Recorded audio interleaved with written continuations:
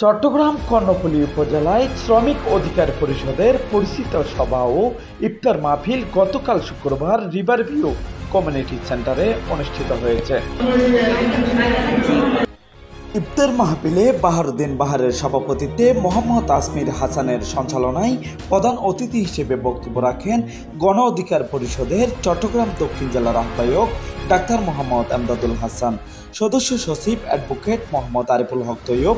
বিশেষ অতিথি হিসেবে বক্তব্য রাখেন শ্রমিক অধিকার পরিষদের চট্টগ্রাম দক্ষিণ জেলার সভাপতি মোহাম্মদ সেলিম, সাধারণ সম্পাদক মোহাম্মদ মোজাম্মেল হক, চট্টগ্রাম মহানগর যুব অধিকার পরিষদের সভাপতি মোহাম্মদ শাহেদ, পেশাজীবী অধিকার পরিষদের চট্টগ্রাম মহানগর সভাপতি মোহাম্মদ জাহাঙ্গীর আলম মিদা, পেশাজীবী অধিকার পরিষদের সাবেক সাধারণ সম্পাদক মোহাম্মদ জাকির হোসেন রাজু, ছাত্র অধিকার পরিষদের চট্টগ্রাম দক্ষিণ জেলা সাংগঠনিক সম্পাদক মোহাম্মদ মাহি।